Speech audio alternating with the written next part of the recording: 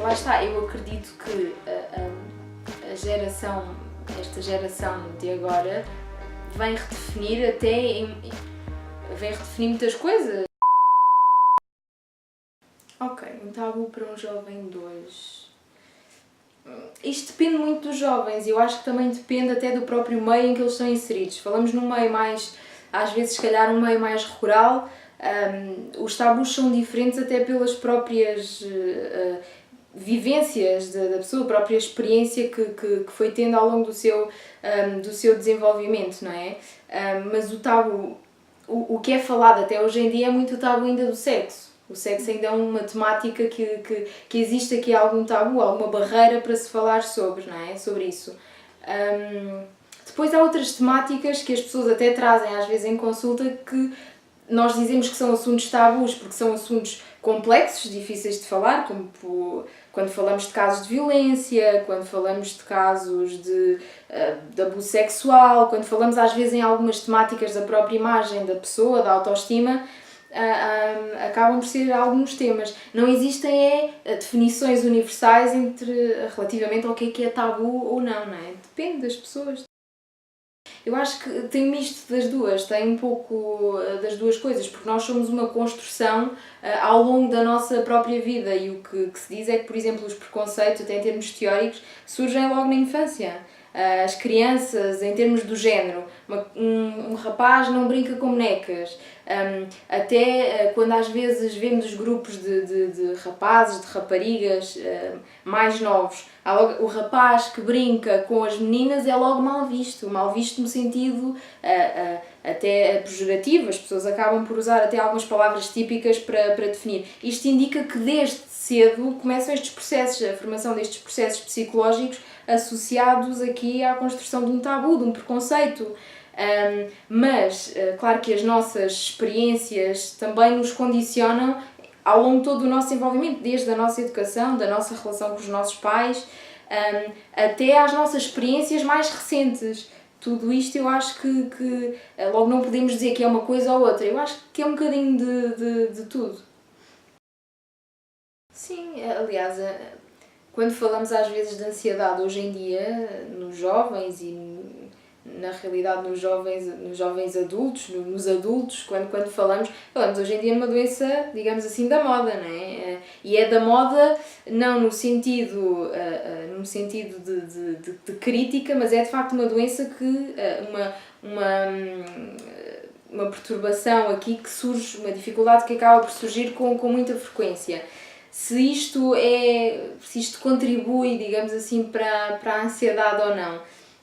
Sim, a depressão muitas vezes está associada a um sentimento de falta de esperança para o futuro. Quando estamos tão expostos e acabamos por viver tão dominados ao assistirmos a estas questões de constantemente as notícias sobre desemprego, sobre tudo, isto acaba por tirar um pouco e as pessoas ficam com pouca esperança sobre o que é que me reserva ao futuro. E aqui a depressão alia-se muito a isto. A ansiedade acaba por ser algo muito antecipatório, é anteciparmos o futuro. Temos a necessidade de constantemente anteciparmos o futuro. Quando vemos estas situações nos órgãos de comunicação social, antecipamos de forma negativa, constantemente. Estamos sempre a preparar-nos para o pior.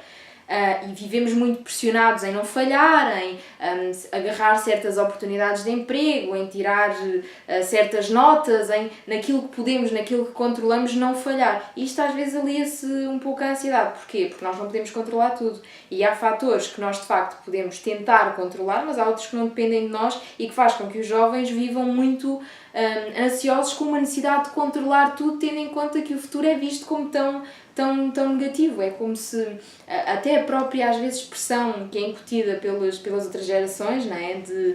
Tu tens que ter boas notas, tu tens que, sei lá, ir para a medicina, tu tens que ir para um curso com futuro. Tudo isto faz com que às vezes os jovens estejam hoje em dia muito preparados para o insucesso, não é?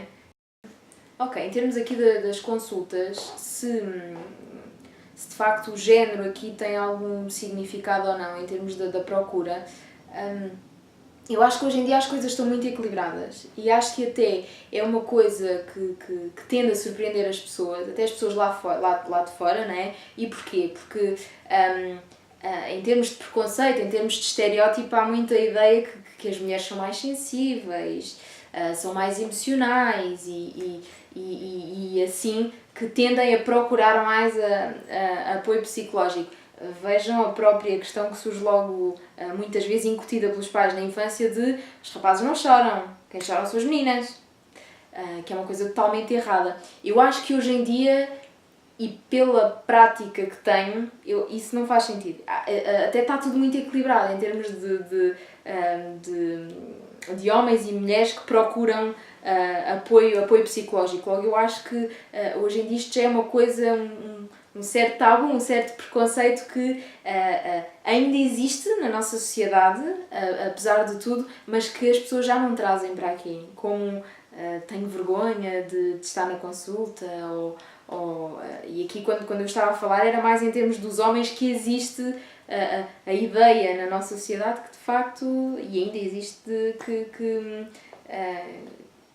que os homens têm que ser mais fortes e que algumas depressões ou outras questões são até doenças mais de mulheres, porque eles têm que ser mais fortes. Isto ainda existe, mas em termos de prática clínica eu não consigo dizer que há mais procura de um lado do que do outro, está muito equilibrado.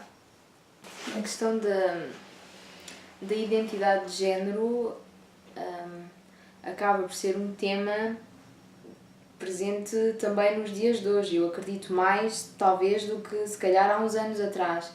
Embora seja uma temática muito específica, que eu pessoalmente, em termos de prática clínica, não existe assim tanto. Embora quem passa por um processo de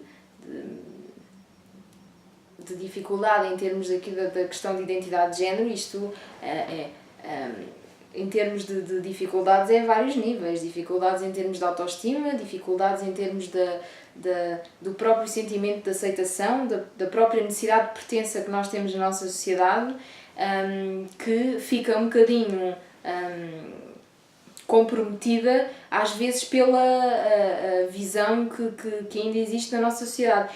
Eu acredito, até com algumas reportagens que vamos vendo nos órgãos de comunicação social, que isto vai sendo um tema mais falado, isto já vai sendo cada vez menos um tema tabu, acredito, mas também depende das próprias pessoas e talvez as gerações aqui anteriores ainda tenham mais dificuldade do que as gerações mais recentes em falar sobre isto, em aceitar, digamos assim, esta temática como sendo uma coisa que está presente nos dias de hoje e que provavelmente estará também, eu não digo cada vez mais porque não há dados que nos permitem se calhar de tirar estas conclusões, mas é uma temática que eu acho que vai ser, ou que tende a ser mais fácil de aceitar pelos jovens. Porquê? Porque é uma coisa mais presente nos dias de hoje, mais falada, mais vista até na rua, quando vemos, não falo aqui só de identidade de género, falo também de orientação sexual, que também acaba por ser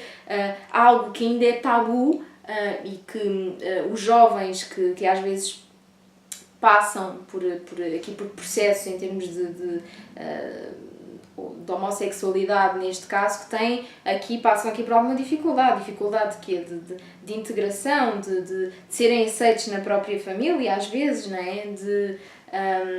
Pegando aqui na questão de um rapaz, de uma criança, e acontece em prática clínica, crianças pequenas, ainda novas, que desde cedo, que também revela que os preconceitos vêm de uma fase precoce, que desde cedo um rapaz que brinca com uma rapariga é apelidado de, sei lá, de mariquinhas, de certos nomes que afetam a autoestima e afetam o desenvolvimento da pessoa em idade adulta, jovem adulta, idade adulta. É uma coisa que afeta sempre, não é? Porque todos nós temos uma necessidade de integração, todos nós temos uma necessidade de pertença, de aceitação dos outros, e às vezes existindo estes preconceitos na nossa sociedade, isto tem consequências muito sérias mesmo, podemos dizer, para a própria autoestima, levando com toda a certeza, jovens mais ansiosos, jovens com mais dificuldades também associadas aqui à depressão,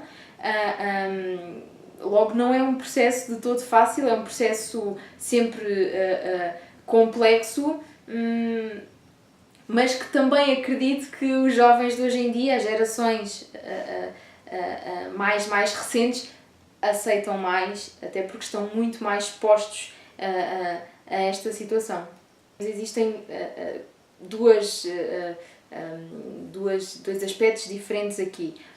Que a bissexualidade, e há teorias e casos de pessoas que dizem que existe mesmo, ou seja, que há pessoas que não diferenciam em termos de género, gostam de homens e de mulheres, enquanto que às vezes a bissexualidade, e em termos de prática, o que nós sentimos é que é visto um bocadinho como uma fase de transição. Transição no sentido até da própria aceitação. É mais fácil numa fase inicial eu dizer que gosto dos dois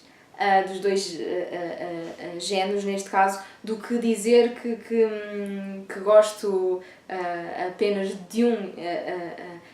Isto tudo em termos de aceitação, porque parece para a sociedade mais aceitável do que dizermos que gostamos gostamos de um determinado género. Lá está, eu acredito que esta geração de agora vem redefinir vem redefinir muitas coisas, como eu estava a dizer, os próprios construtos psicológicos, o que é um amigo, o que é às tantas o amor. Há uma série de questões e definições, de conceitos, de sentimentos, que são diferentes e que nós próprios, nós psicólogos, nos temos que atualizar. Quando falamos de violência, falamos em vários tipos, não é? Em termos aqui, um tipo de violência que não é assim tão falado é a questão da violência psicológica, porque não é algo tão visível, em termos das marcas, pelo menos, deixadas. Mas as redes sociais, mais uma vez, têm sido um fator que contribui em muito, aliás, para estas questões. E o que é violência psicológica? Neste caso, quando namorados e namoradas pedem as palavras passe e tens que mudar porque se não me deres é porque não gostas de mim, têm controle sobre isto e outra pessoa fez-te um like é porque gosta de ti e não pode fazer, e às vezes isto até dá mesmo para algumas situações de violência física. Porquê? Porque a pessoa fez um like ali, não devia ter feito, e logo, lá está, tudo isto acaba por serem muito mais problemáticas e temáticas que surgem aqui em consulta das gerações mais recentes. Se a partir daqui as coisas tomaram um rumo diferente. Eu acredito que sim, porque se nós falamos em termos de orientação sexual, de identidade de género, nós não podemos dizer que é uma temática recente. A questão é que não era tão falada porque era algo que de alguma forma estava mais escondido. Mais escondido porquê? Porque não era aceito. Então as pessoas viviam muito mais escondidas. Não podemos dizer que isto é algo recente. O recente eu acho que é, e o que tem vindo se calhar a acontecer, é uma abertura de mentalidades. Se esta geração pode ser uma primeira pioneira um bocadinho nesta aceitação, nesta abertura de mentalidades, talvez, eu quero pensar que sim, não é? Que as coisas estão a caminhar também nesse sentido, mas temos que perceber é que, e neste momento, mesmo nas gerações, não podemos só defini-lo pela geração ou pela faixa etária em si, ainda existem na nossa geração jovens com muitos preconceitos, com muitos estereótipos aqui que entram nas suas próprias atitudes e às vezes até em comportamentos de discriminação, porque uma coisa é eu ter um preconceito, não é? Relativamente a uma ideia pré-concebida, relativamente a um grupo ou alguma coisa. Outra coisa é eu passar para a própria atitude de discriminar. E isto ainda acontece. E eu acredito, e não podemos dizer que só acontece quem discrimina são as pessoas gerações anteriores. Não. Há gerações também mais recentes, há pessoas que fazem parte desta geração que também discriminam. Por isso é que temos de ter muito cuidado com as generalizações que fazemos e com as conclusões que tiramos, não é? Que tem que ser tudo tendo em conta cada caso. Mas eu acredito que esta geração pode ser E pode ser de facto uma boa geração para abrir estas mentalidades e abrir e aceitar mais as pessoas, porque no fundo falamos sempre é de pessoas.